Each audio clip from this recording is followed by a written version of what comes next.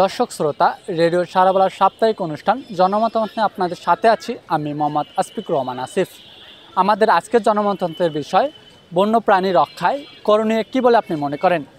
এই নিয়ে আমাদের সাথে যুক্ত হবেন বগুড়া থেকে তৌফিক, গাইবান্ধা সদর উপজেলা থেকে লিওন, বোনারপাড়া থেকে জব্বার, পীরগছা থেকে জসিম এবং সর্বশেষ যুক্ত হবেন গাইবান্ধা পুলিশ লাইন থেকে অপু। বনে যে গাছপালা যদি না কাটে দেওয়া হয় তাহলে ওরা তো বনেই থাকবে। যখন গাছপালা কাটি দেয় তারা সাইড সুইটে যাওয়ার সম্ভাবনা বেশি থাকে। তোমার গাছপালা কাটি দেওয়ার পর তো ওরা এখানে আসে ওখানে আসে। আর যখন ওরা চলাফেরা করে অনেকে ভয় থাকে, অনেকে পশুদের মনে করো আঘাত দেওয়ার চেষ্টা করে। এটা না করলে যে প্রশাসন আছে, তার ফায়ার সার্ভিস আছে, আর সে কন্ট্যাক্ট করে ওদের বনে যদি পাঠিয়ে দিতে পারে তাহলে তাদের জন্য এটা বিষয়টা অনেক ভালো হবে।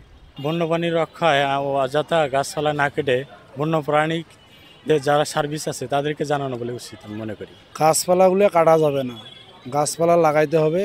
ওখানে পশু পাখি বসবাস করবে, গাছপালা আরও লাগাইতে হবে, তাহলে পশু পাখি মারা যাবে না, ওখান থেকে বৃদ্ধি পাবে পশু পাখি।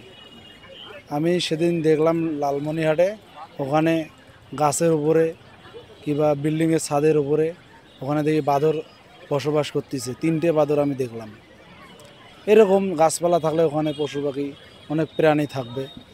এটার ক্ষেত্রে আমি মনে করি যে আমরা যদি কোথাও কখনো বন্যপ্রাণী দেখে থাকি, সেক্ষেত্রে আমাদের উচিত তাদের কোনো রকম ক্ষতি না করে, উৎপত্তি না করে, সেক্ষেত্রে আমাদের উচিত তাদের বন্যপ্রাণী বা প্রাণী সম্পদ অধিদপ্তর বা বন্যপ্রাণীর আওতায় যারা কাজ করে তাদের হাতে তুলে দেওয়া বা তাদেরকে জানানো। দর্শক শ্রোতা, রেডিও সারাবেলার সাপ্তাহিক অনুষ্ঠান জনমতামত নিয়ে আপনাদের সাথে ছিলাম আমি মোহাম্মদ আসফিকুর রহমান আসিফ।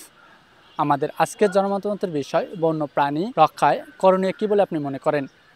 এতক্ষণ সাথে থাকার জন্য ধন্যবাদ। আবারও আগামী সপ্তাহে নতুন কিছু বিষয় নিয়ে হাজির হব। ততক্ষণ সুস্থ থাকবেন, ভালো থাকবেন,